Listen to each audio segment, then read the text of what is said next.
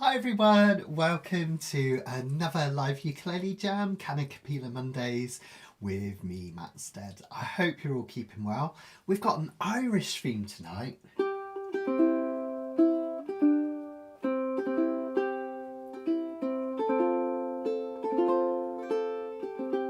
That was a bit of When Irish Eyes Were Smiling. That's a James Hill arrangement that I learnt many, many years ago.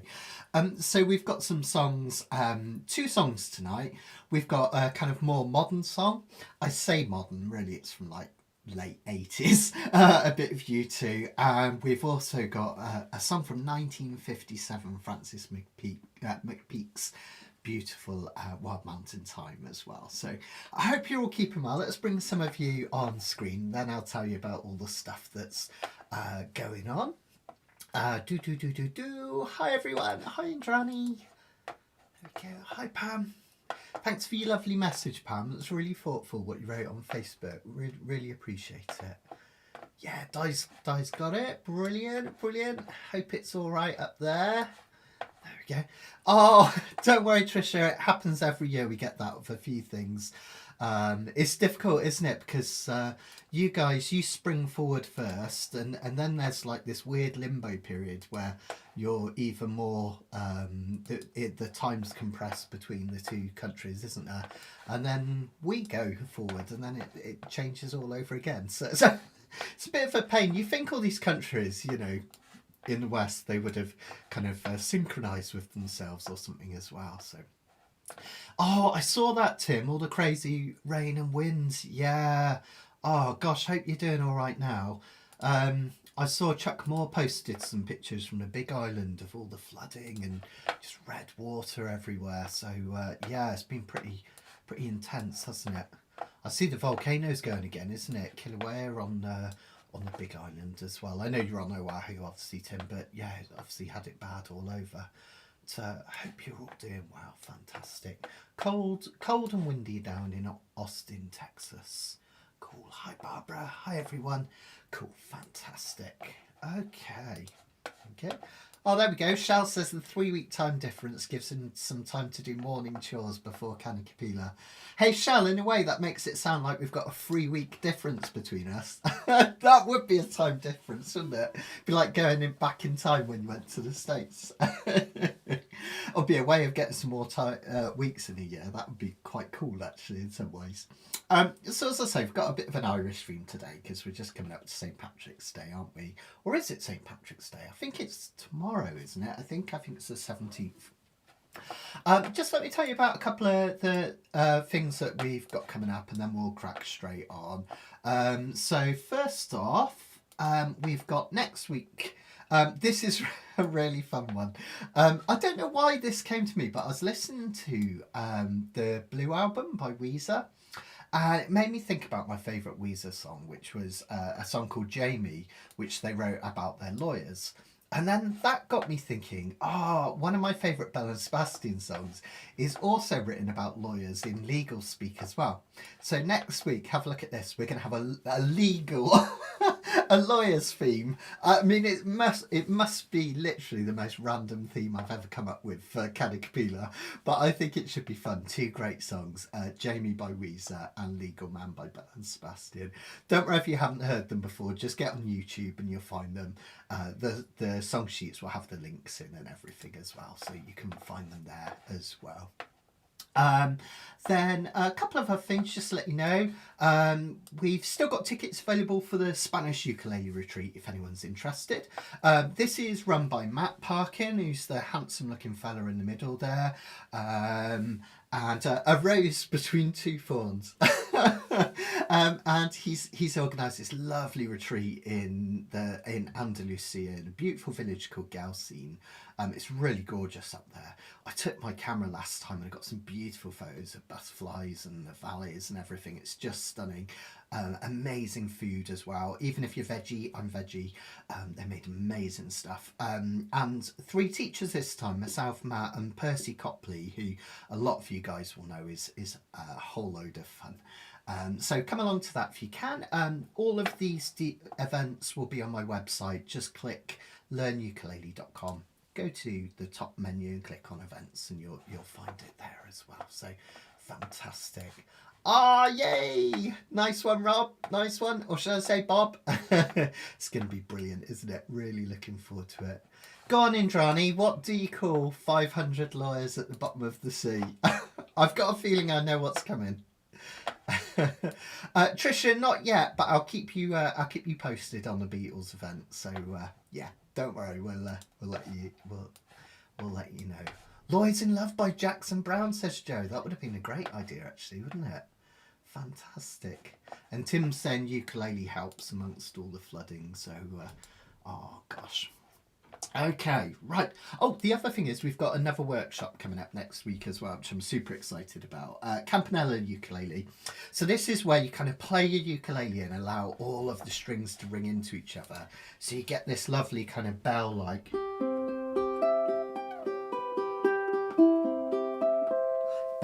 sound, which sounds really nice on ukulele. So that's going to be next Wednesday at 3:30.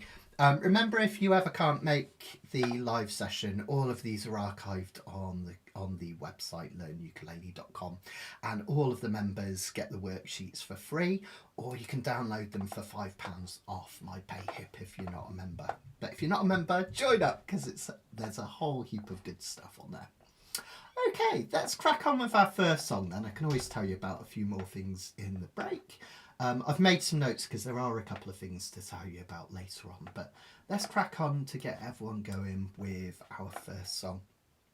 Remember, with our new format, we're just going to do 2 songs each evening, but that's going to give us a chance to really dig into technique. So today we're going to look at finger picking techniques and what suits which songs. And then we're also going to have a look at soloing in the key of G, which is going to be loads of fun. Hi, Anthony. Glad you made it back from the library. Well done for putting a shift in. Much appreciated. Thanks, Trisha. Thank you. Okay, so let's have a look at this song. This one is a beautiful song. It was originally an old folk song, an old folk melody, Scots-Irish in its origin. And then in 1957, relatively recently for this type of music, Francis McPeake put some words to it. So Francis McPeake,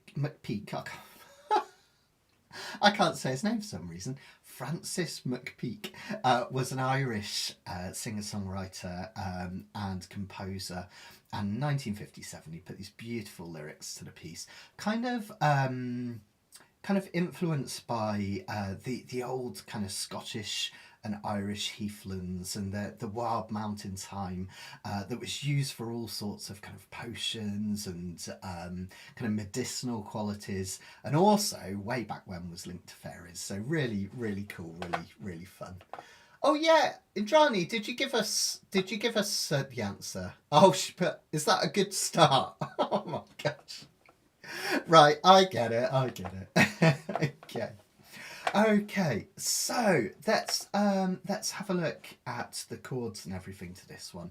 We're in the key of G, so we're going to name the chords in the key of G 1 through 7, and we're going to start with G and then count up. There's no H chord in English, although as we learnt last week from Indrani, in German and some Scandinavian countries there is an H chord. It's our B. But anyway, we have G, A, B, C, D, E and F sharp. Every key has a certain amount of sharps and flats in it, and G has one, it's the F sharp. There's no F chord in this one, so we don't have to worry about that. In terms of the chords themselves, the first, the fourth and the fifth chords in any key are major chords. So G, C and D in this case. And even though it looks kind of complicated, this song, with these minor chords that come in later on, if you really study it, it's mostly a playoff between the 1 chord, which kind of gives you a sense of resolution and feeling at home, and the 4 chord, which creates a sense of movement or going somewhere. So if you have a look at the first 2 lines, in fact, right down to halfway really, we've just got the 1 and the 4 chord, G and C. Easy peasy lemon squeezy, right? So G major, just your bog standard 0 2 3 2. And when you change to this C chord, remember a little tip and trick for me. You can keep the second finger down, place your third one next to it. That allows you to change between these chords nice and easily. Okay. Then later on we've got the E minor chord coming in. So the E minor chord, that's the sixth chord in the key of G, G, A, B, C, D, E. Now in any key, the second, the third and the sixth chords are minor chords. That gives them a touch of sadness or melancholy, and you really hear it here because it's been all major chords up to this point. When we hit this minor chord, it does create a sense of kind of melancholy, which is really lovely and really wistful. Then we've got the four chords, C again, sense of change and movement. Two chord A minor, easy peasy lemon squeezy again, right, just like this. And then notice that bottom line, we're just back to the 1, the 4 and the 5. Okay. Really, really simple, really beautiful. One more little tip, we'll do the changes in a minute, but notice on this line, we go from a G chord to an E minor chord. Okay. Now, you can do that by moving all three fingers like this, which is absolutely fine. But remember, if you've got a long enough little finger, you can stretch up to here, and all you've got to do is make this one movement. G chord, E minor.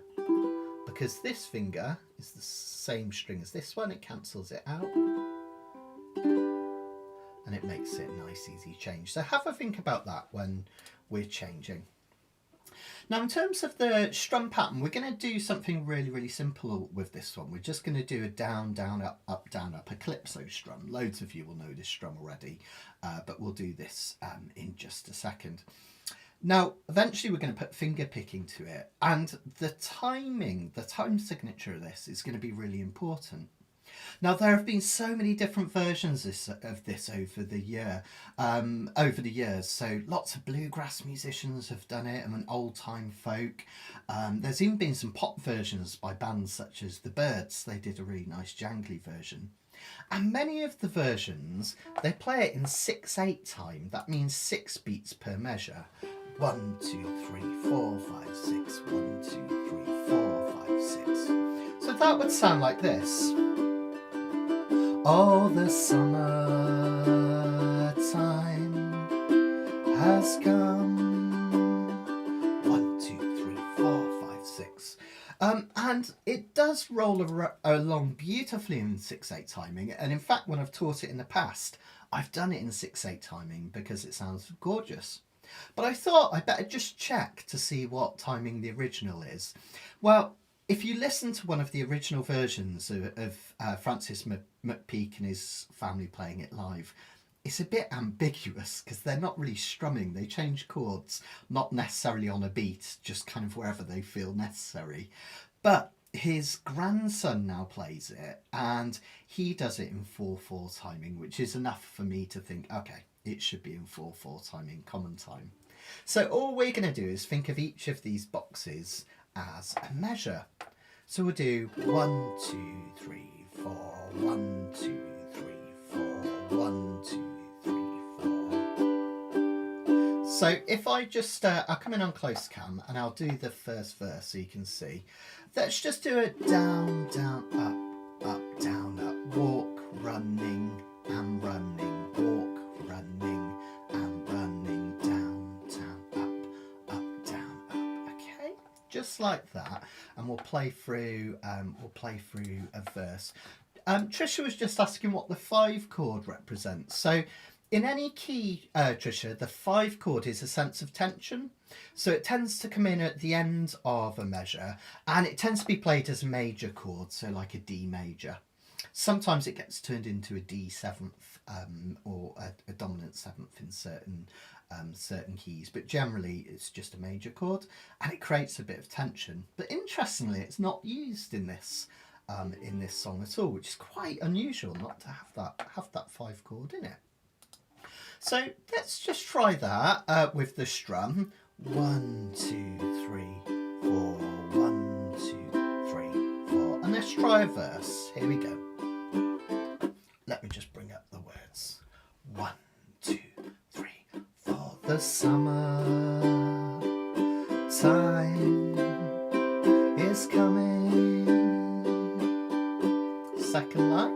And the trees are sweetly blooming,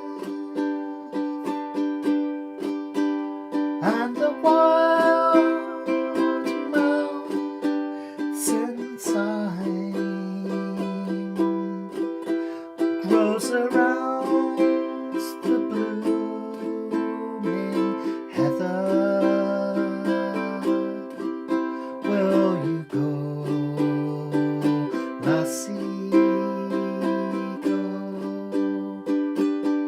Okay.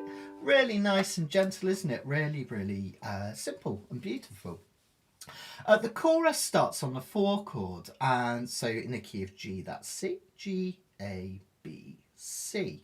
And that's really important to note because quite often choruses or new sections of a song will start on either the relative minor, which this would be E minor in this key, or the 4 chord, and that's what's happening C. So if you're ever kind of trying to work out or play a song by ear, really look out for that, the 4 chord at the start of the chorus or a new section. So let's go back to close cam. So we'll have C for a couple of measures, and we'll all go together. Then this bit, if you notice, this line is exactly the same as the 3rd line of the verse. In fact, the whole of this chorus is basically a verse again. So we'll go to pull one mountain time all around the blooming heather. Will you go, lassie, go? Beautiful, right? Now, sometimes songs can appear more complicated than they are, and I think this is a really good example. If we have a look at the chorus, imagine if I could just pinch that and move it up here. Basically, the chorus is the verse without this first line.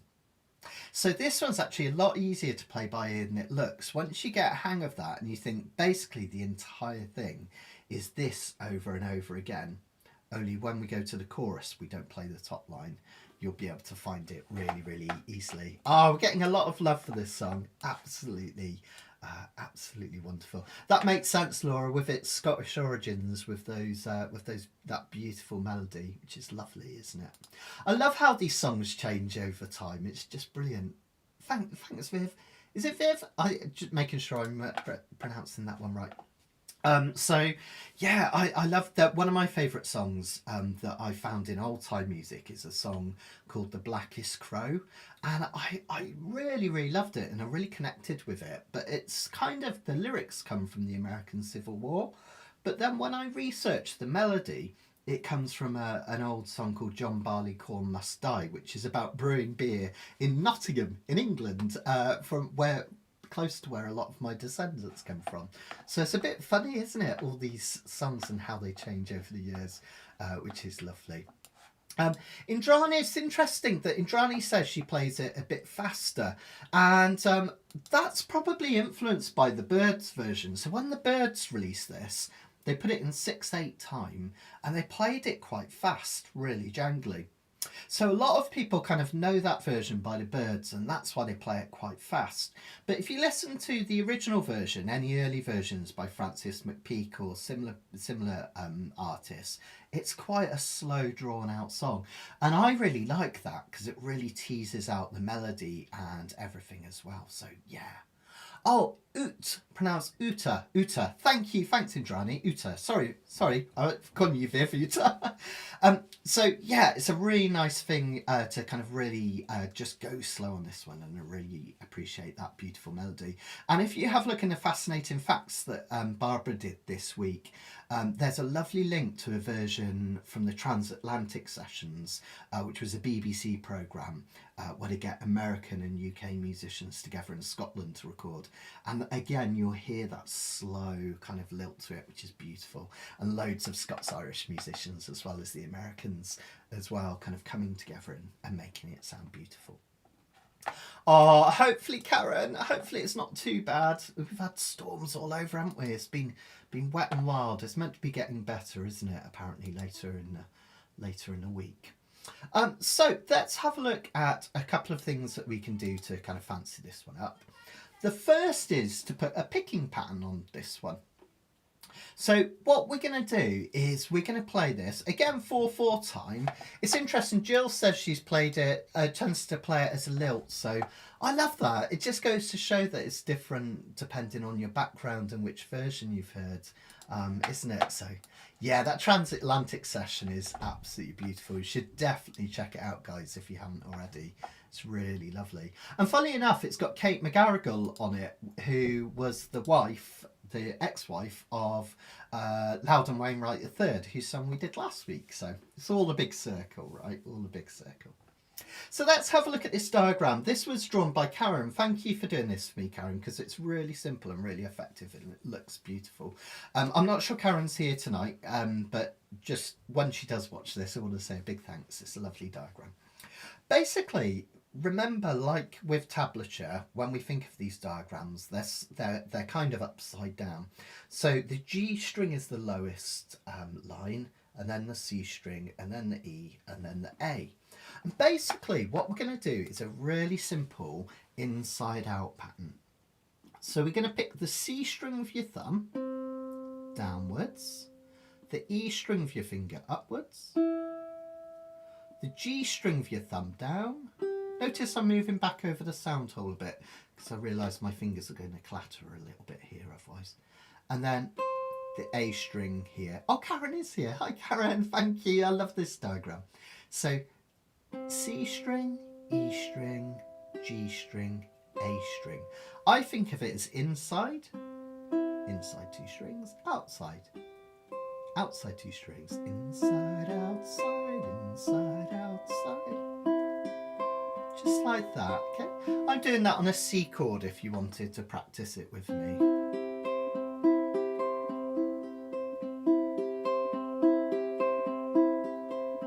Oh, Indrani, time, just pronounce it just like the time on a clock. Beautiful herb. I love the smell of it when you brush your hands over it. It's gorgeous. Okay. Now we're going to go fairly quick with this because you'll notice, as we notice when we're playing the chords, it's quite drawn out, these chords. So we have to fit quite a lot of these patterns in. I'll show you what I mean. So that's your inside out pattern. Let's go back to the song. And we'll go back to this one just at first. So you're actually going to put two of these patterns on every measure, so every box. G, G, C, G, like that. Remember, you can strum this as well. You don't have to do these patterns, you can keep strumming. C, sorry, I did go too quickly then. C for 2, G, E minor for 2, and then another 2 because we have a blank box. C, A minor, and C, and G, and C, and G.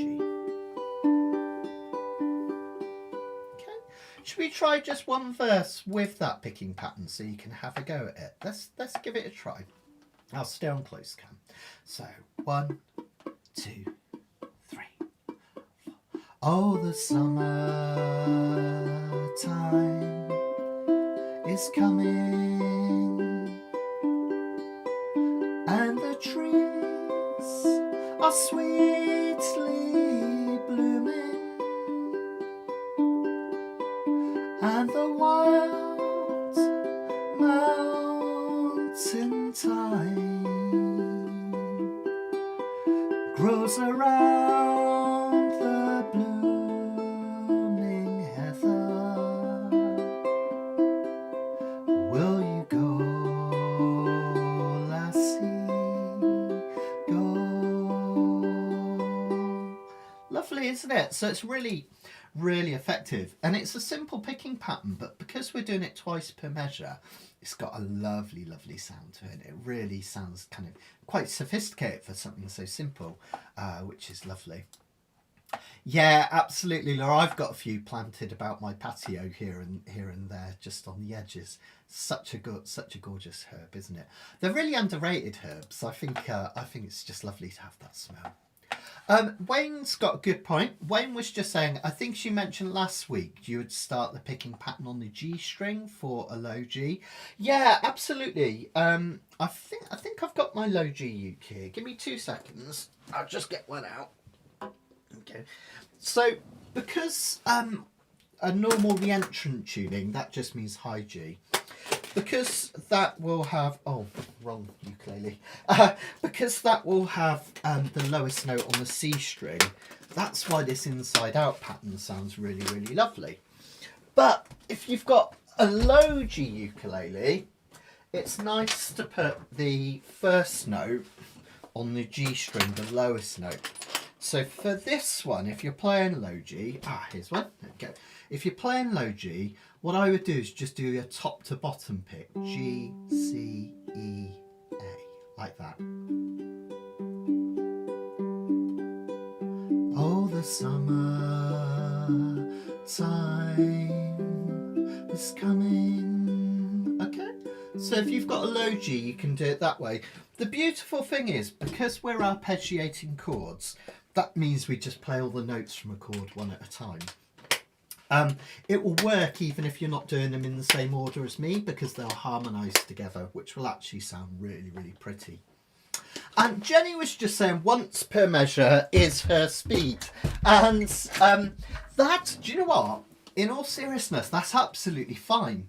If you find it difficult to play that super fast pattern, what you could do is just half it. Oh, the summer... Sorry, a bit slower, isn't it? Oh, the summertime is coming. So don't feel you have to keep up with the super fast version.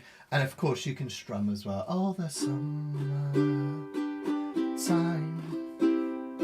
is coming. Okay. So really mix it up, mix and match. I think that sounds really lovely.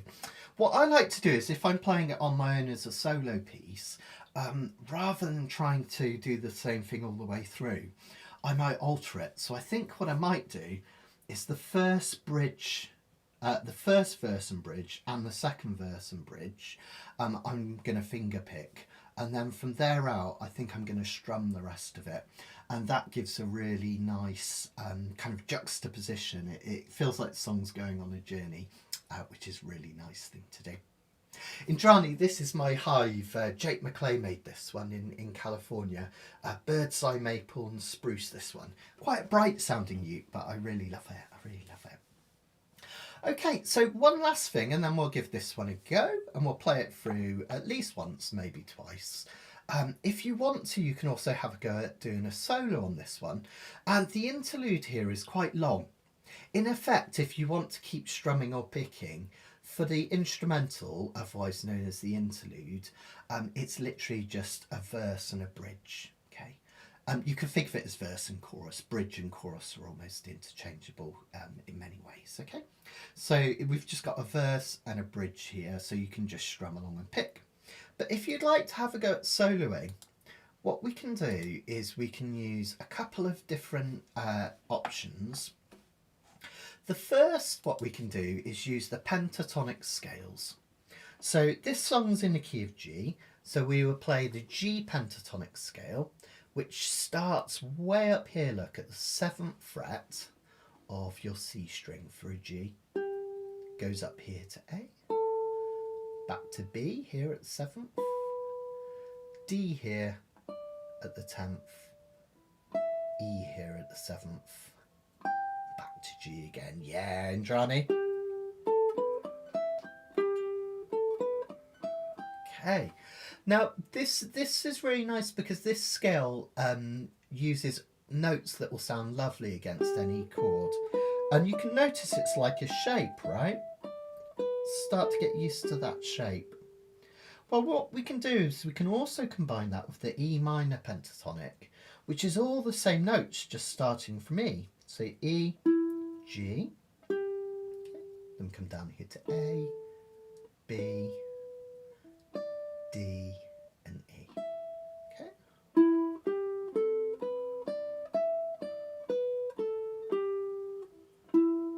Down here.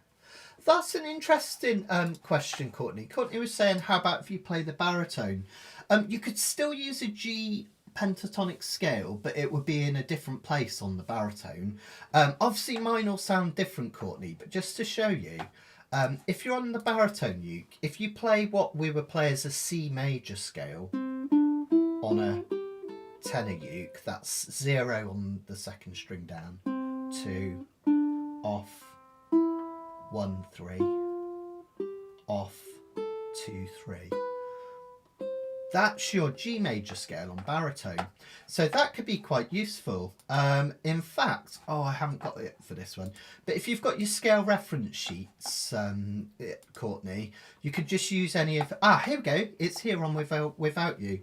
Courtney, you can use this one for the baritone because this is the C major scale on a normal uke, but this will be the G major scale on baritone, all right?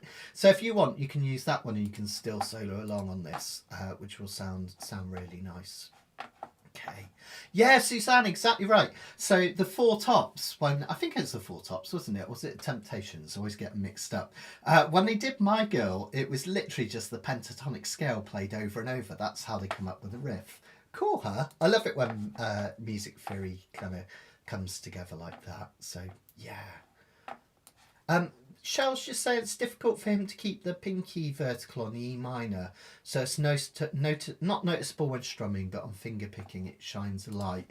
Yeah, when you're stretching over, Shell, for that one, you have to think about your arm position. Normally when I play a G, my arm's kind of out here, but when I come in on for that E minor, can you see how my arm moves in towards my body, which allows me then to reach up? And you don't want to put this finger straight. That's really key. It needs to stay bent just enough that it's not going to accidentally touch that E string, and you'll get a clear chord. Sometimes mine accidentally flattens down and it quietens down that string, but see if you can keep it like that. But of course you can just go back to the traditional E minor as well. The chord changes aren't particularly quick in this one, so you've got time to kind of do it that way as well if you want to. Okay, so back to those scales then. Let's have a look at them again, just so we can find it in the Focus on Technique. So the first thing you can do if you want to solo is just put together that E minor scale and a G major. Okay, Courtney, if you're playing baritone on this one, just use that scale I showed you so you can have a noodle along. And if I give you an example, I'll just play some notes from that whilst playing a backing track. It should sound really sweet. This is quite a melancholy tune, so don't go too crazy with your notes as well, just a few.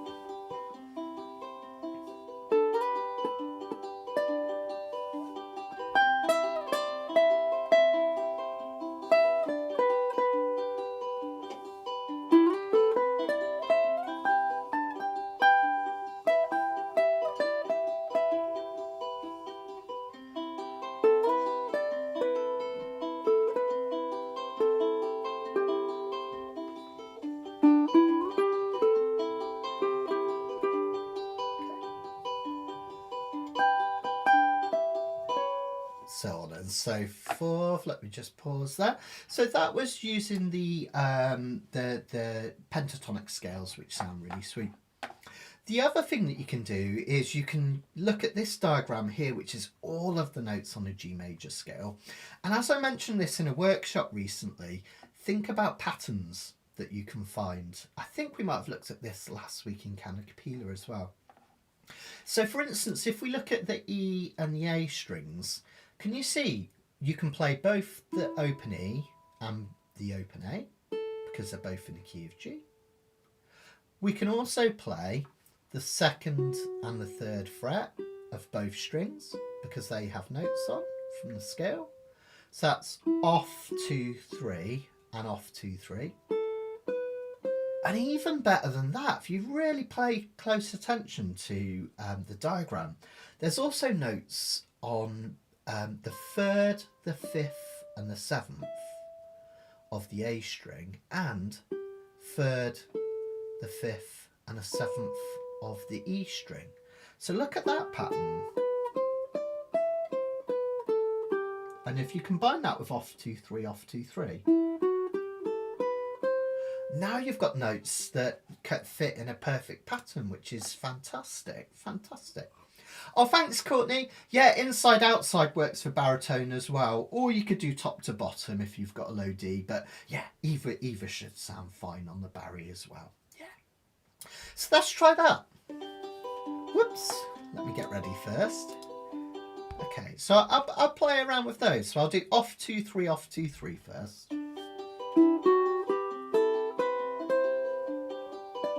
And then maybe the dots.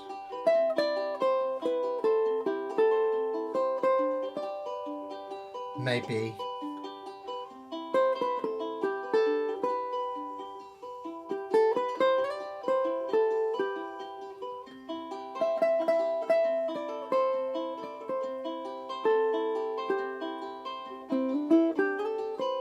so you can use that method as well.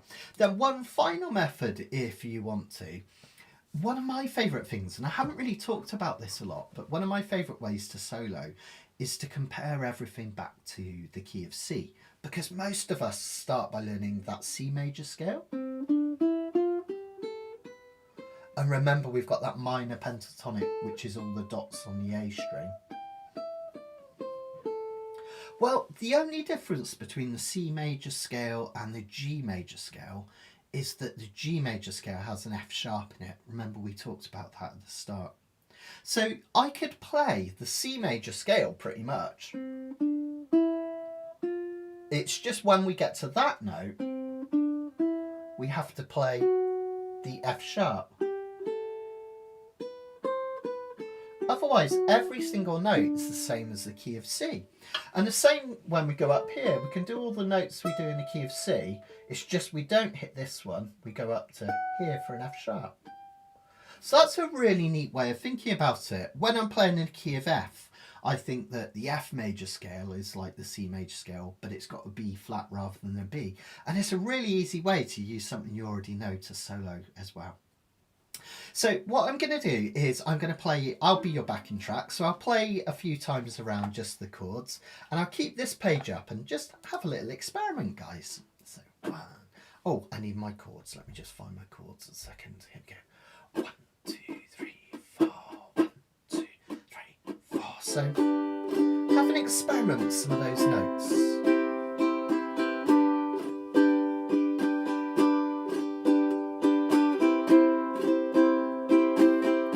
If you hit a wrong note, move it up or down till it sounds nice.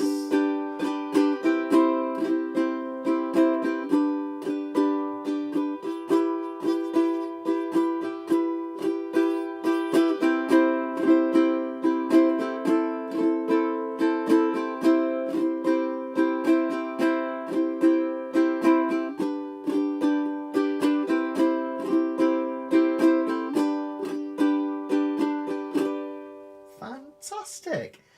Okay, so that gives you a little bit of practicing with that if you want to have a go at doing a solo when we get to this bit here, the interlude. I'll keep this sheet up so you can see it, but if you find it difficult to see, remember you can always download these. The sheets are completely for free, no charge at all for Kanikapila Mondays, so you can grab them off the website learnukulele.com and find them, and you can strum along. Or if you want to challenge yourself, have this page up and see if you can use the Kanikapila system of those chords and measures to strum along. let's give it a go then from the top. Remember, I'm going to finger pick the first bit to about the third verse, and then I'm going to strum. But you could mix and match. Have a go. See what you think. Okay. So here we go. So, and Barbara wants to hear this in 3/4 time. Yeah, it would work in 3/4 time as well, Barbara. It's one of those crazy songs. It could be played so many different ways. Okay, here we go. So remember, we're going to go quite quick. If you're doing the picking pattern, you could halve it. 1, 2, 3. Oh, the summertime has come. Oh, I'll do that again, sorry, because I didn't give you much time and I also went wrong with words. Sorry, guys. 1, 2, 3, 4. Oh, the summertime is coming. One last time. Sorry. 1, 2, 3, 4. Oh, the summertime is coming, and the trees are sweetly blooming, and the wild mountain thyme grows around the blooming heather. Will you go, lassie, go? Here's that bridge. And we'll all go together to poor wild mountain thyme, all around the blooming heather. Will you go, lassie, go? Another verse. I will build my love a barn by yon clear crystal fountain, and all around the barn I'll pile flowers from the mountain. Will you go, lassie, go? And we'll all go together to wild mountain thyme, all around the blooming heather. Will you go, lassie, go? I will roam the country on through that dark land so dreary, and all the spoils I find I'll bring to my darling dearie. Will you go, lassie, go? And we'll all go together to poor wild mountain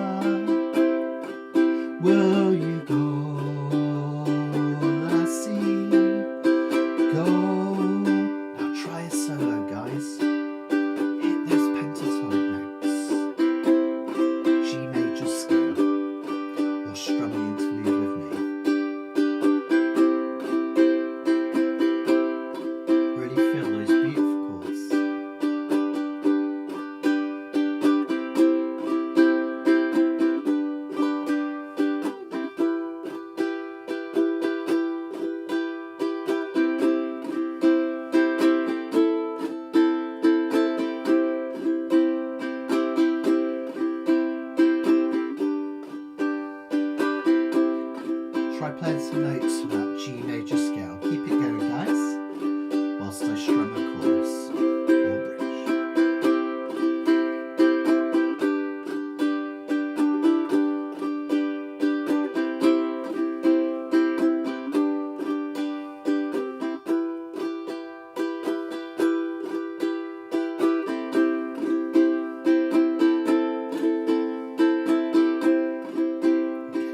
Bring those solos to an end.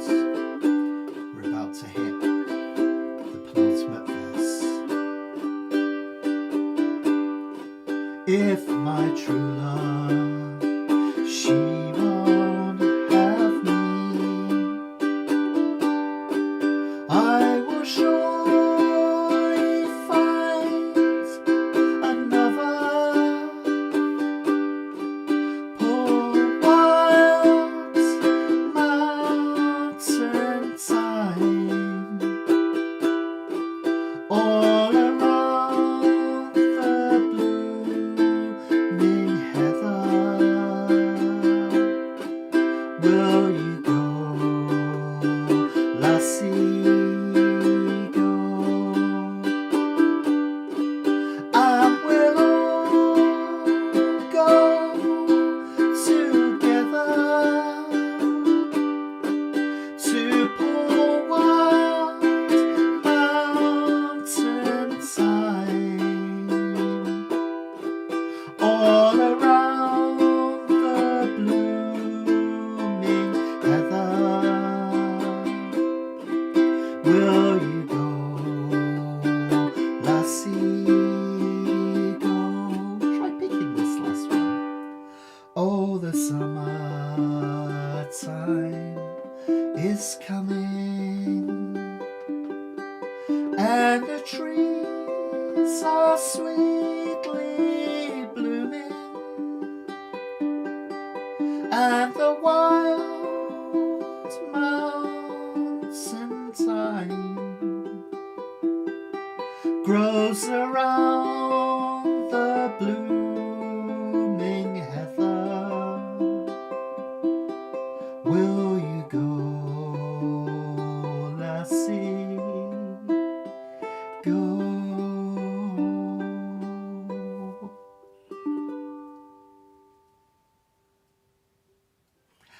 Isn't that lovely? What a wonderful melody, but wonderful, wonderful lyrics as well.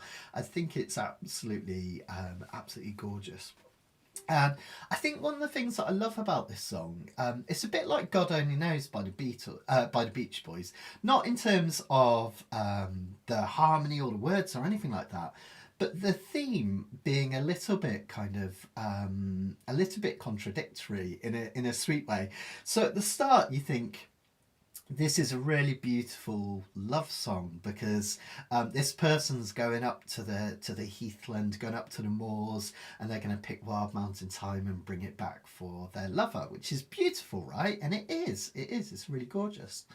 But then I love this bit here down the bottom where if my true love, she won't have me, I will surely find another. Wow! That's like saying, you know, the woman is interchangeable. He still has a beautiful wild mountain heather which will always be there for him. Which I find really melancholic, but I kind of like that juxtaposition. It kind of gives it a slight edge, which I think is really interesting. It's similar. The reason I say it's similar to God Only Knows, which is one of my favourite songs, is that has a similar thing. I may not always love you, it starts with. What? A love song saying I may not always love you. But then in the next breath, but long as there are stars above you, you never need to doubt it. It's kind of, it has that melancholy, which I think is really clever and really beautiful. So really well thought out lyrics, and it's really evocative, isn't it, of a place and a time, which is just beautiful, really. And it's kind of interesting as well in terms of the history of it, being a Scottish melody, but then with lyrics by an Irishman, and that Scots-Irish thing is such an important thing in music, because when we had waves of emigration from both Ireland and Scotland, a lot of folks that had come down from the Celtic Islands and Scotland over to Ireland and then over to America, then these tunes went with them on the boats, and these became like American classics, eventually led into old time and bluegrass and folk music and mountain music in America, which I find really, really fascinating. So anyway, really beautiful. And Indrani was right. There's a couple of lyrics where I've basically just missed out a word. Apologies, that was my fault, and I realised as I was singing it. So all of the bridges where it says to wild mountain thyme, it should say to pull wild mountain thyme. They're picking it basically. I think I just missed one. So yeah. Gosh, I didn't know that, Anthony. Oh, that's cool. I love it. I love it. Fantastic. I learn something every day is a school day, as my friend Phil Davidson always says. Joe's just saying, when ending a solo, do you suggest ending on the note of the next chord?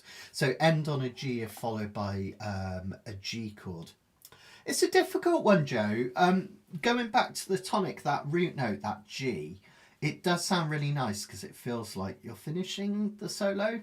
But sometimes I like that I like a note that just hangs there at the end. I'll show you what I mean. Let me just bring in that backing track again, and I'll just have a noodle. I'll just do the last bit so you can hear it. So.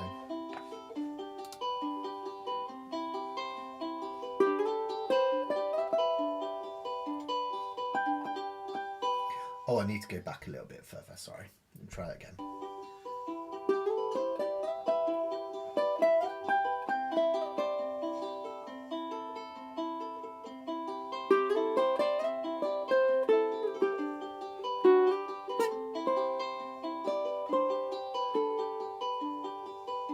So ending on the A is quite nice because it creates like a feeling of not quite being there.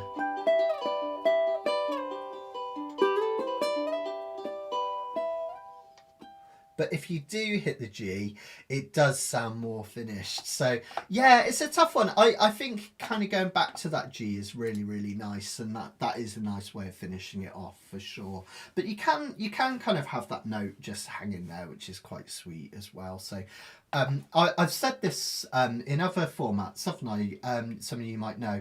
I often say that the history of music is a playoff between consonants and dissonance, things that challenge our ears and things that sound safe. And going back to that G is safe, but then sometimes the dissonance of having a note that teases is really great as well. So yeah, I would go back to that G to answer your question in a very roundabout way, Joe. I probably would, to be honest. So yeah. Trisha had a question. For finger picking, can Pima also be used, or just a matter of preference? Absolutely, Trisha. You could use Pima on this. So let's have a look. So Trisha was just asking, Pima, really? Pima just means where we use our thumb on the G string, because in Spanish, this is polka. This all comes from Spanish classical guitar. Index would pick the C string. Medio or middle finger would pick the E string, and then annular, that's the Spanish for this ring finger. So Pima, you would play inside outside using 4 fingers like this.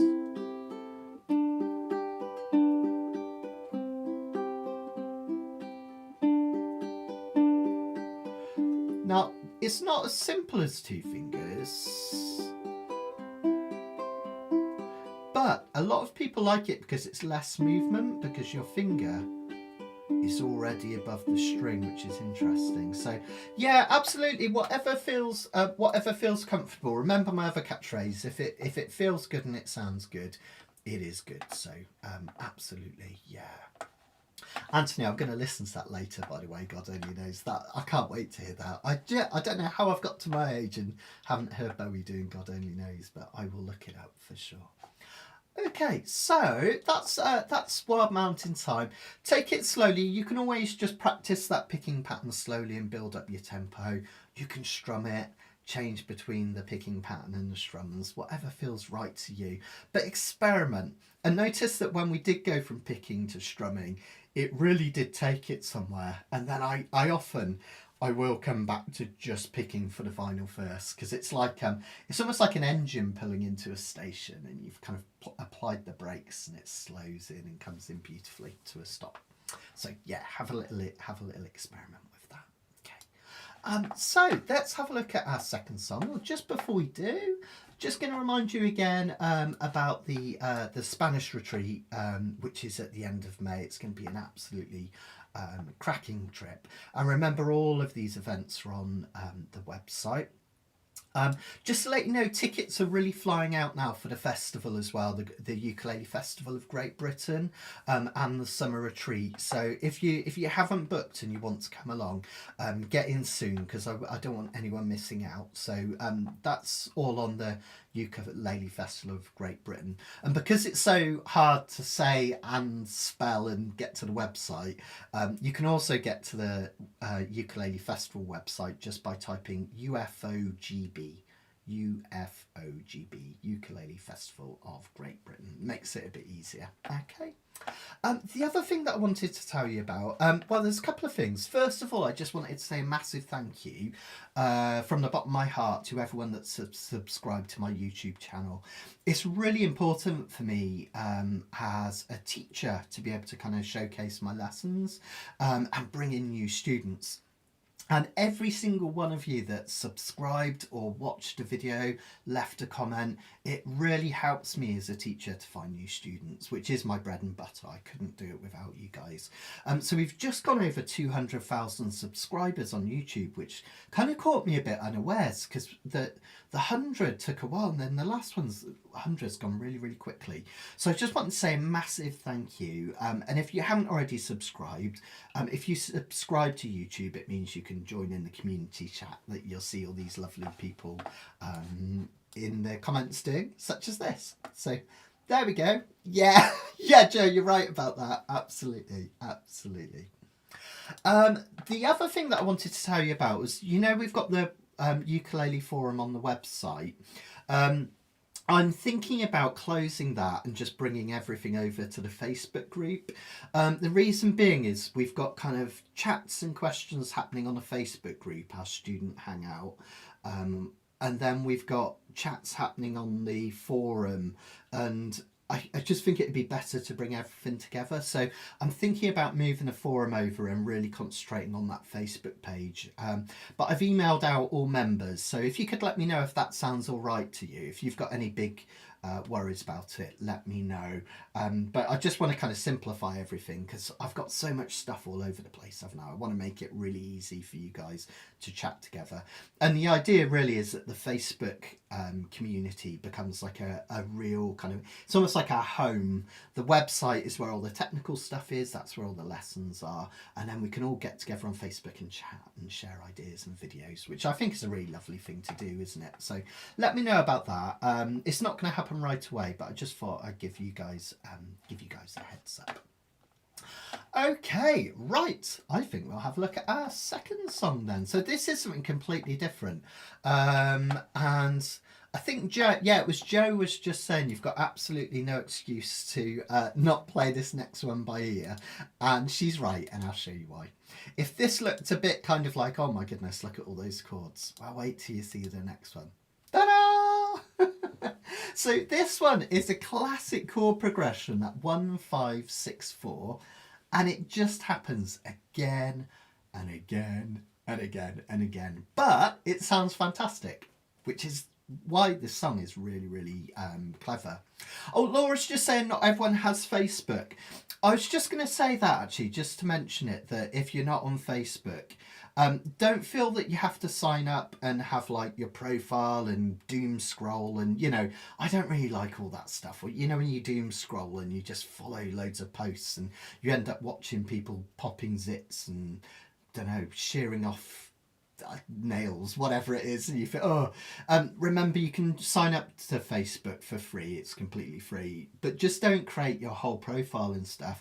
You could even just call it Joe Blogs 99, sign up, and then you can come on the forum and everything. So don't feel you've got to go into Facebook wholesale. You can just create basically just an account, just to do that, and it's all completely free. That's the way I think about it. I kind of started using Facebook a little less for some of my personal stuff because it can be quite a negative space, can't it, sometimes, and you can get sucked in. So I completely understand, but yeah, just create a simple account and then come and join in the fun. Okay, right. So as I say, this one's really simple with this chord combination. And this chord combination, C, G, A minor, F, or if we think about it as 1, 5, 6, 4, this has been used on so many songs. Things like Jason Mraz's, what is it? I can never remember it until I play it.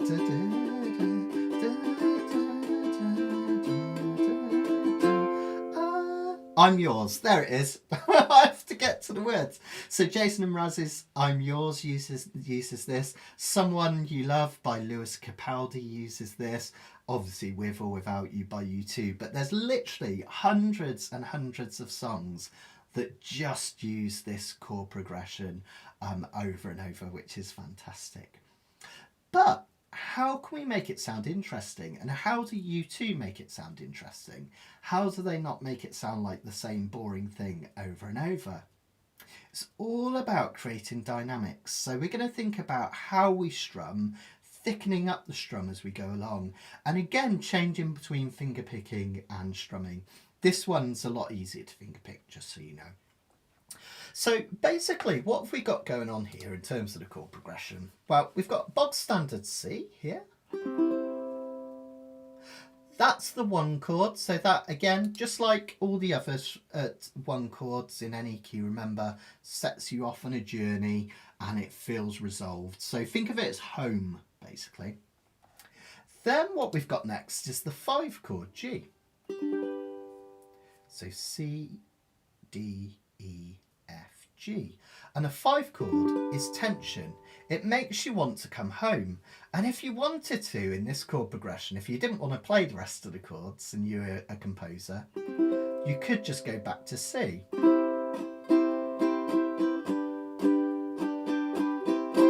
Feel that resolution? Question, resolution. And that's why this, I think, that's why this chord combination is so popular. It kind of teases the ear because you think you should be going back to the start after the G chord. But it then goes back to the 6th chord next, which is really beautiful. And that's a minor chord, so it has a touch of melancholy, which is really important. Otherwise, if it was just C, F and G, it's kind of, it doesn't have the dramatic pull of that minor, which is really important. The other reason this minor chord works is because it's only 1 note different from C. C is C, E, G, and another C. A minor also has a C in it and an E in it, but instead of G it has an A. Okay. So it's only 1 note difference, so your ears think you're going to hear another C, but you get the melancholy of the A minor. And of course that chord is only 1 note different from the F chord. And remember the 4 chord, C, D, E, F. The 4 chord in any key is about change or movement. So basically we're using that F chord, the 4 chord, to get back to C. It just creates a sense of movement. So literally what we've got here is home, tension, melancholy, and then just a change to bring us back home. Home, tension, melancholy minor, change to back home. That's what we've got going round and round. So if you wanted to try, say, a verse and a chorus, it would sound like this.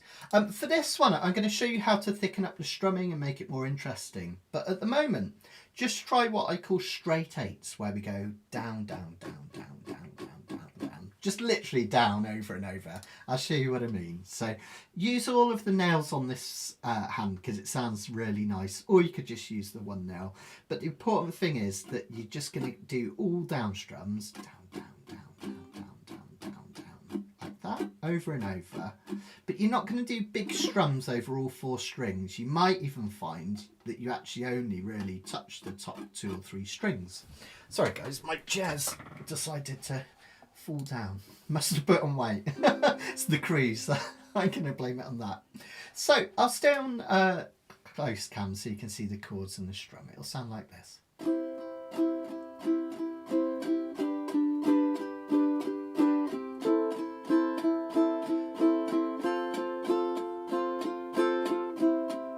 See the stone set in your eyes. See the thorn twist in your side. I'll wait for you. Let's keep it going. Sleight of hand and twist of fate. Bed of nails, she makes me wait. And I'll wait for you. Notice the chorus is exactly the same. With or without you. With or without you. Okay, so that's the basis of the song, and believe it or not, the solo, the choruses, the outro, the interludes, literally everything is those 4 chords, same 4 chords over and over. So how can we make that more interesting? Well, we've already got a picking pattern that we know that we can apply to 4/4 time. This one here, the inside outside. There are various other ones you could do, but let's stick to this one because we know it works and we've got it here on the sheet. So let's just bring in my close cam. So just as a reminder, that's middle 2 strings and outside 2 strings. I'm doing that on a C chord just so you can see.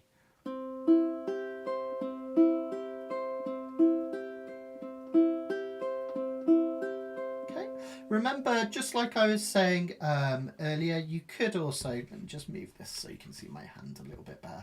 You could also do that with 4 fingers.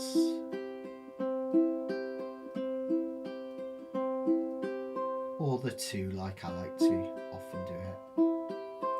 Okay. Now this one, you don't have to go as fast as the last one, but you're still going to do 2 of each of those on every measure, every chord.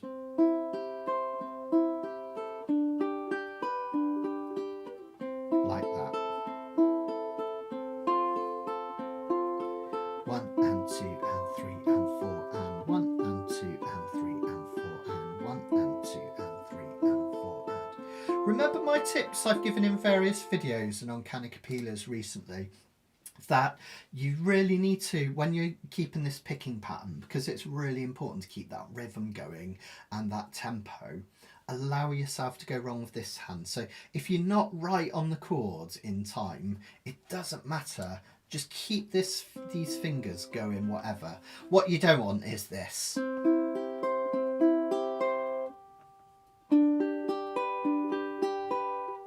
Because it sounds stop-starty and it's teaching you to play out of time. So what I'll do is, if this hand isn't in position in time, I'll keep picking. Hear that? I wasn't dead on with that G in time, but I'll keep picking anyway. And it will sound better than having those stops, but eventually you'll build up that muscle memory of this hand. And you'll build up your timing with this hand and they'll lock in perfectly, which is a great thing to do. Let's try perhaps a verse and a chorus with that going on then. So let's do the second half of the first verse and let's do the first chorus, okay? So from sleight of hand, just so you can give it a go. All right, so we're going to be 1 and 2 and 3 and 4 and 1 and 2 and 3 and 4 and... Sleight of hands and twist of fates. On a bed of nails she makes me wait. Sorry, I got the words wrong there. And I'll wait without you. Let's try it to a chorus. With or without you.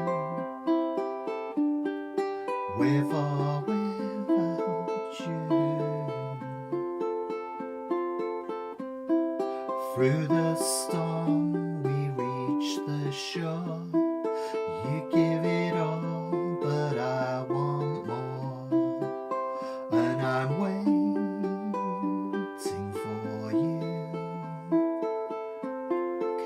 So we're going to keep that pattern going, and I tend to do it until we get to the interlude. So see about 3/4 of the way or a little bit more down the first half, we've got that interlude, which is where you can have a go at having a little solo if you want. But because it's got no words in it, it's a lovely place to switch it up to strumming. So when we get to that interlude, I'll have just finished doing this. I can't live without you. 1, 2, 3, 4. And I'll go to the straight 8s there. Okay, so it's a nice place to change up, which works really well. Now, even from there, if you listen to the original song, it builds and builds and builds. And of course, that's fine. If you're in a band, you've got a bassist who can get more busy, you've got a drummer who can hit more cymbals, you've got you could perhaps layer the guitars up. As a vocalist, you'll hear that Bono goes from singing in his normal voice to a falsetto voice, which I'll try and reflect. I can't do it like him, but you get the idea. So it's all about building stuff up. But of course, when we're just playing this on the uke, we haven't really got all those tools in our box to bring in. So what we can do is we can thicken it up by adding to our strum to make it sound more and more exciting and hitting things a little harder. Now, if I go back to that strum, I'm going to stay here, okay? I'm just chucking with this hand just to illustrate it. So my fingers are on the strings, but I'm not pressing, so I get this sound, okay? So if I slow down that straight 8 strum, which is just down, down, down, down, down, down, down, down. I'm going to come even more this way, sorry. There we go. Down, down, down, down, down, down, down, down. Notice that every time I go down for a strum, my hand necessarily has to come upwards, right? Because if I'm going down, I've got to come back up for another down, down, down, down, down, down, down, down, down. So at any point when I'm strumming like this, I could touch my finger on the way up, and that would create twice as many strums. Do you hear that?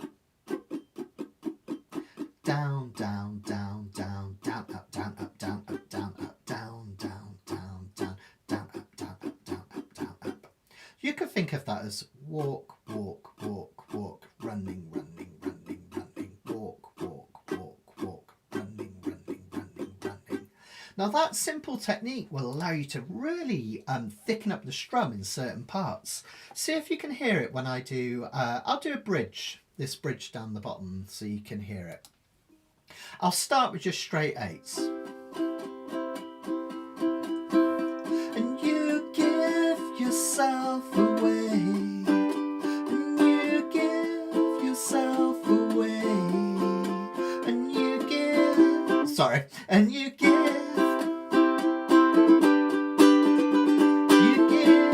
yourself away. Back to straight 8s. Give yourself away. Yourself away, and you give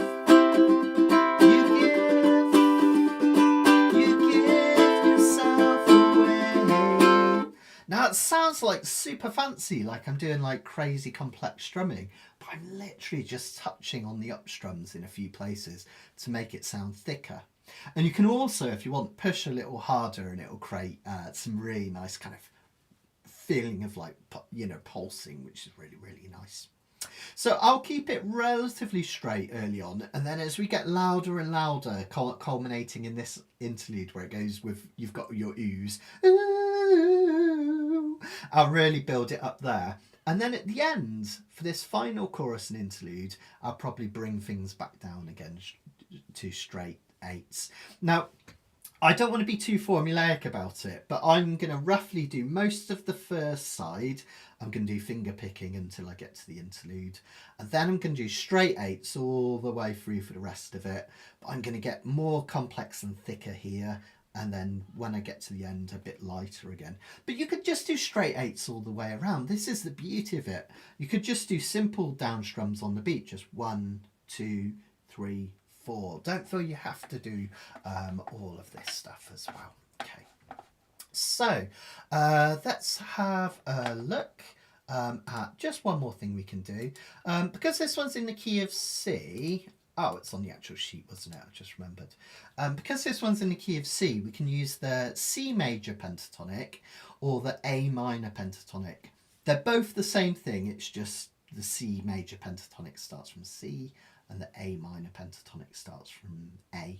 So C minor pentatonic, C, D, E, F, G, A, B, and the A minor pentatonic, A, B, C, D, E, F, G. So all of the same notes.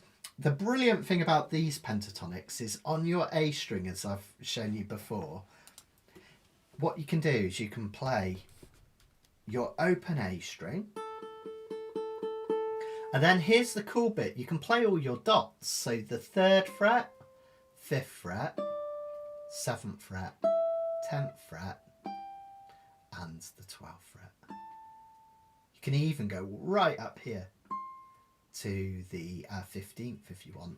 That's a really cool trick. So anytime you play in the key of C, you can hit all these dots. Okay, all right. So that's a kind of neat little trick that you can use. Now, Courtney, if you're still there and you're playing on your baritone, you can do exactly the same thing. Let's have a think about which string you would use. So this is on your A string, so you would want to use, yeah, you could do the same trick on, if you played your, sorry, I'm just thinking about it. Yeah, if you played your G string, this would work on that one. But yeah, just give it a try. It's a nice thing to do because you've just got to hit your dots. Okay. The other thing is you can hit all the dots in the open E string. Just remember, we don't hit the 7th fret. We go up here to the 8th because we don't want the B, just because it clashes with certain chords. So that's really smart. That's really nice. It means you can noodle away really easily on this one just by playing the dots. I'll show you. The other thing you can do, which is nice on this one, well, I'll show you in just a sec. Let me just do this first.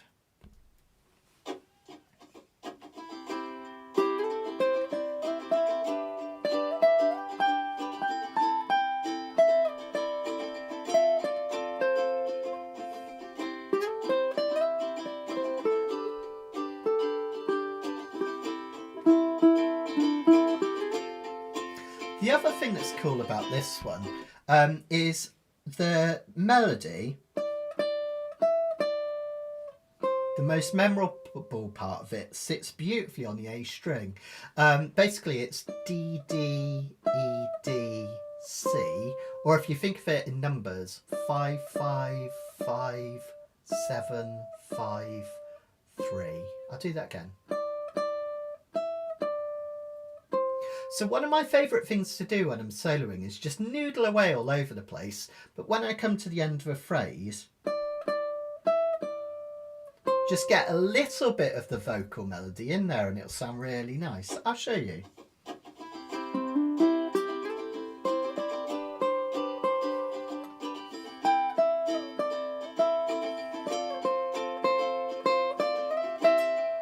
it comes.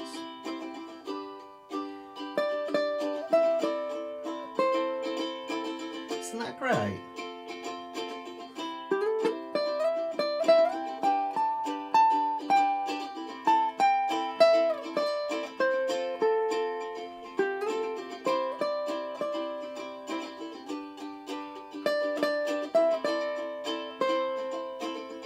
So it's a nice thing to do if you're doing a solo on this one. Just try hitting that 5, 5, 7, 5, 3. If you can remember that, it will sound really great. But just have a noodle, just so you can try it quickly. Let me just go through the chords so you can have a little go at noodling yourself using that scale. Remember, hit any of those dots on your A string. Try adding the dots on the E string, just avoid that 7th fret.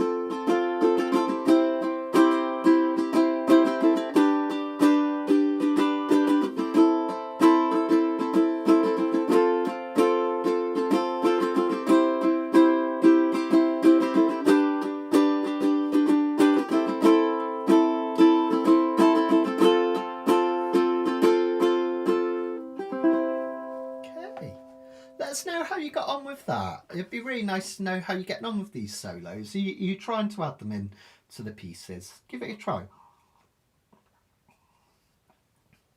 Okay, right, so let's get to it.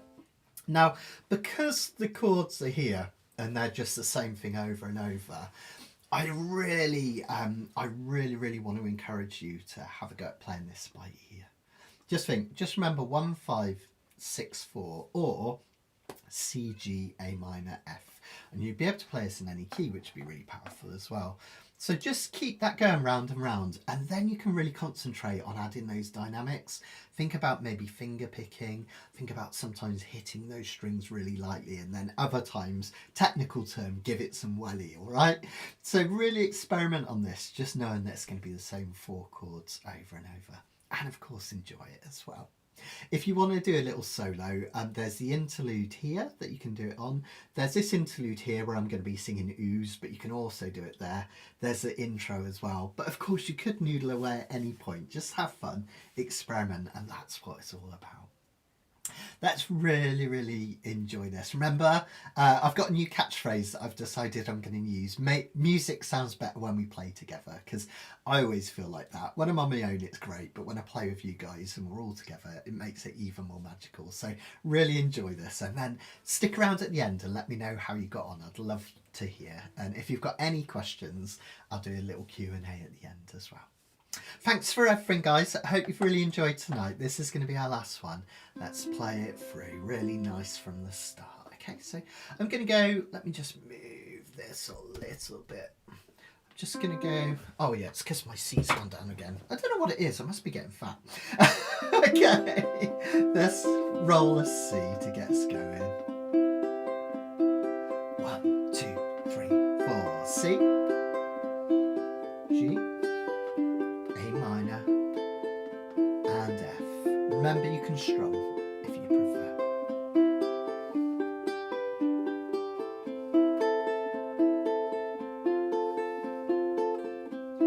See the stone set in your eyes, see the thorn twist in your side. I'll wait for you.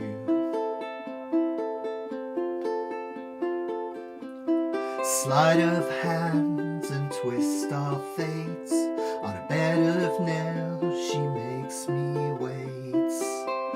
I'll wait without you,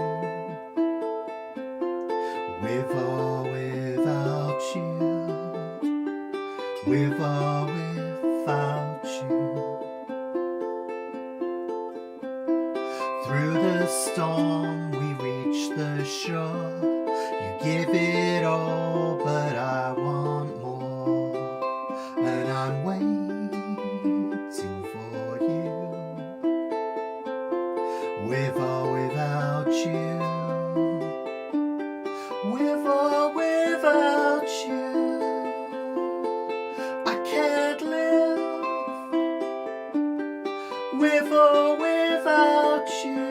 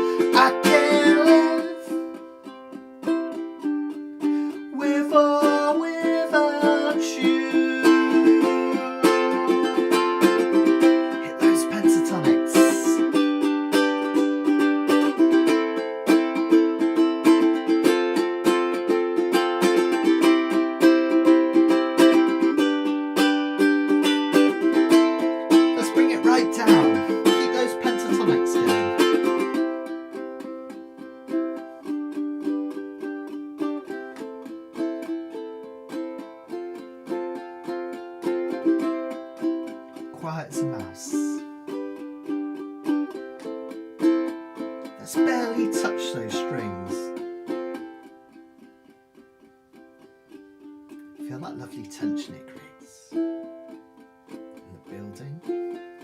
We'll hit a little bit harder now. Keep increasing the pressure.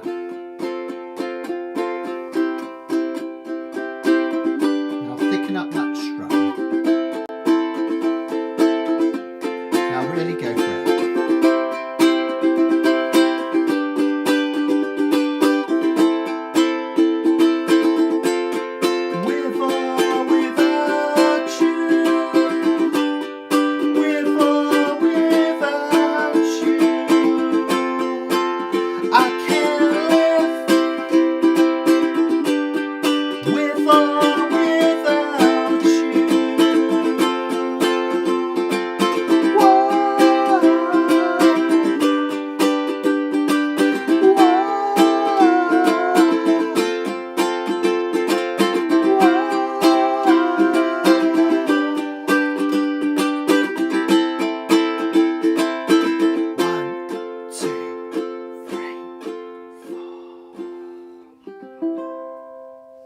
Well done, everyone. I didn't want that to end. I was enjoying it so much. That's why I kept going. So hope you enjoyed that too. It's just such a fun song to play, isn't it? As I say, 4 chords and the truth. Who needs anything more complicated? But notice, hopefully you noticed at the end there when we really played about with the dynamics, bringing them up and bringing them down. They sound absolutely, it sounds really nice, basically. And that's why I keep preaching on about not to get too obsessed with strum patterns. We can think about all these, am I on an up or am I on a down? Am I touching that string and then this string and all this stuff? And you realise that sometimes the real feel in music comes from those simple dynamics. We were literally just strumming down, that was all it was, but it sounded fantastic. And that's how a lot of guitar songs are built. That's how they sound great, just building up and bringing it back down, which is nice. Let me know if you had to go at the solo for that as well. I know there wasn't much space for a solo, but it's nice to have a little noodle sometimes, isn't it? Just bring it to life with a little bit of improvisation, which is a great fun thing to do as well. Ooh, that was a great excuse for dynamics. Thanks, Jenny. Thank you. Mark says, brilliant, fantastic. Indrani enjoyed that. Brilliant, brilliant. And Wayne, thank you guys, and thanks Barbara as well. Yeah, if you guys could hit the thumbs up, that would be really, really great. Just helps the YouTube algorithm pick up on the video and whatnot. So I've finally learned to play the algorithm game. It's a bit, well, it's a bit of a chore, but it's a great thing to do. Oh, thanks Trisha. Yeah. I tried to get Sir Robin to like sit on my headstock, but I couldn't quite work it out. I was playing around at the start with kind of having my uke like this, and then let's see if I can do it. And then kind of moving him here so it'd be on the headstock, but of course I'm not that steady a ukulele player to get him to stay there. It looks like he's hovering midair, but yeah, he's kind of become my little mascot. So I put him in a few thumbnails and people seem to really like it. So he's my unofficial mascot. And just so you know, he, I think was it Trisha that chose his name? I think it might be you, Trisha, after the crazy character in Monty Python's Holy Grail, which is fantastic, of course. But he's a real garden visitor, and the exciting news is he's started to pair up. I've spotted him. He always seems to be in a pair now, and they come and they feed together every single day. And this time of year, you guys probably already know this, but this time of year, if you see 2 robins together, it's very unlikely to be 2 males, because they're kind of getting their territories now, and they're very, very territorial. Robins will fight to the death with other males. It's crazy, isn't it? They look like such a cute little bird. So yeah, so he's paired up. So we're hoping for some little junior robins this this spring and summer. But who knows? Who knows? It would be good. It would be good to see. But yeah, see if you can spot them in some of my thumbnails here and there. I've purposefully included us, which would be great. Trisha says, but you are Matt Steady. And yes, it was me. That's true. I should be steady, shouldn't I? I get too excited, Trisha. I can't help it. I enjoy playing uke so much I move about. I can't sit still. if there's any questions or anything, ping them along. I'll stick around for a few more minutes just to see if there's any questions. Doesn't have to be related to the songs tonight. I'm always happy to help you guys. Something as well, just a reminder, you might have already seen if you're on Facebook and Instagram, TikTok and all that stuff. I've started doing some little what I call Kanikapila postcards. And I've had a couple of people ask what they are. So Kanikapila postcards is basically on a Tuesday or a Wednesday if I don't get time, hopefully a Tuesday. What I do is I take this video that I've created tonight, which is nearly 2 hours, and I chop it up to the best bits, basically, the things that are most useful for you to learn from, and I create 2 new videos of it, one for each song. So Kanikapila Postcard is a playthrough from Kanikapila, and then basically a live lesson, if you like, chopped up and recorded. So it's really useful because if you, eventually we're going to have a whole archive of these, so you'll be able to learn all these songs just from this one instant video, which would be really powerful. But the other thing is, if you are watching a replay and you can't be bothered to sit through me talking about all the events and everything and all the chatter and stuff, which I love, is brilliant, right?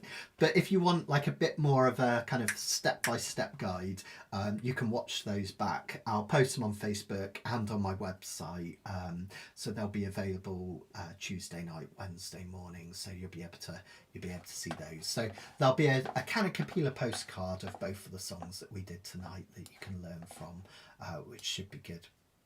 Joe's saying, for anyone who hasn't seen a video of Axis of Awesome's 4 chord songs on YouTube, it's very entertaining and educational. I used to actually show that video, Joe, in lessons because it's so cool. Yeah, if you haven't seen it, just put Axis of Awesome into YouTube, and they're kind of like a comedy act, and they show you how these same 4 chords are basically like 1,000 songs, and they literally play bits from all of them one after another, and it's like one giant medley, and it is amazing what you can do with 4 chords. Absolutely brilliant. No worries, Indrani. If you think about it, you know, like the blues, most blues music is only 3 chords. Folk music, perhaps four chords. I don't know why I lifted up 5 fingers. So yeah, it's amazing what you can do. Oh, thanks, Rebecca. Really appreciate that. Thanks, guys. Really appreciate it. Yeah. Thank you. Oh, thanks, Di. Glad to hear it helped. Any questions? Ping them over. If I don't get back to any of you straight away, do nag me, because sometimes I just miss something, and I'm not offended, all right? So just let me know if I don't get back to you straight away, and I will do so. So remember, next Monday's Kanikapila, we're going to have Legally Fun. It's Legally Fun. It's kind of my my equivalent of Legally Blonde, although as you can see, I'm going more legally grey, unfortunately, than legally blonde. So we're going to do 2 songs with a lawyer film. We're going to theme. We're going to do Jamie by Weezer, which was actually written about the lawyer, which helped them get their record deal, and Legal Man by Belle and Sebastian, which was written literally using a letter from their lawyer. They just took phrases from it and put it into a song. They're 2 really fun songs. You might not have heard of them, but they're great, honestly, really great. Simple chords, but loads that we can do of these. Next week is going to really concentrate on strumming and how to thicken up your strum. A bit like we did with the U2 one, but I'm going to go into a lot more detail, because Legal Man has some cool kind of, a cappella bits with some chucking in the background. So we're going to look at that and really building a rhythm of chucks, which should be fun, and a couple of other things. So that'll be next Monday, normal time. Just beware, I think by then our clocks will have changed. I'll check that, but I've got a feeling our clocks might have changed before then. So just double check the time. You can always Google it. And then if you're free next week, this is next week, not this Wednesday, join me for my Campanella ukulele session, where I'm going to show you how to play Campanella ukulele, which is basically a simple way to allow all of the strings to ring out beautifully as you play pieces of music. Works works best in high G, but the arrangement that I have with the sheets is both low G and high G. I have separate arrangements for both. So if you've got low G only, you can still join in with this one. And of course, as always, members get all of the worksheets for free at my website. Just join up learnukulele.com. And if you are interested in that, I've got 10 sequential courses on there. I'm actually recording new videos all the time at the moment. I'm trying to record a new video at least every week, a long form one. So if you've already done the courses or you're currently on them, do double check, just check in, because if you're a member, you've got access to them all anyway and you can go back anytime. But what I've done is any new video that I've created, I've called it bonus lesson. So if you look through the courses and you see bonus lesson, that's one of the new videos that I've created, because I'm doing some of these lives all the time and I think, wow, that'd make a great lesson for the course, but I don't want to confuse people that have already done it, so I put them as a bonus lesson at the end. So there's lots of new content on there. And also check out the tabs and resources page. A lot of people, they don't see it straight away that it's there. It's under the learn menu and then right at the bottom it says tabs and resources. And there's literally hundreds of arrangements. You can access them all straight away if you remember. You don't have to wait. It's hundreds and hundreds of them. Lots of arrangements, lots of cool stuff. So do check that out as well on the website, learnukulele.com. Karen's asking for Teenage Dirtbag. Oh, that was Wheatus, Karen, not Weezer. That's a different band. But yeah, we might be able to do that sometime. The ukulele festival, the Ukulele Orchestra of Great Britain do a great version of that, don't they? Thanks, Anthony. Might see you tomorrow. Come and find me in there. Come and find me in the shop, Anthony, if you're passing just into it. Be lovely to see you guys both. Brilliant. Thanks, Karen. Thanks, Wayne. Okay, guys, I'm going to love you and leave you. Have a wonderful, wonderful week. Perhaps I'll see you on that Facebook group soon. So I've done posts about it by email and on the website and everything if you're not sure how to get to it. Remember, you don't need to do the whole Facebook profile and all that stuff and give away your details. Just create a simple dummy account and then come and join up and you'll have loads of fun. Take care, everyone. Much love, and I will see you soon. Yukon. Bye.